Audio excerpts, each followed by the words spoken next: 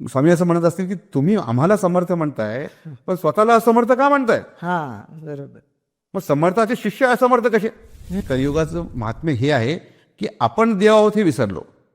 आपण देवाच्या बर. बरं का, आपल्याला जेव्हा स्वतःची विस्मृती झाली, आपण स्वतःला दीन दुबळे समजायला लागलो, आपल्याला कोणतरी अशक्य शक्य करून देण्याची गरज पडणार आहे असं समजायला लागलो, हा ती कलियुगाचं महात्म्य आहे की आपण अहम ब्रह्मास्मी मानणारी भूमिका आमची, ही भारताची भूमिका, ही अध्यात्माची भूमिका, हाच धर्म, हे विसरून गेलो आणि त्याची आपल्याला स्मृती करून द्यायला स्वामी आलेत.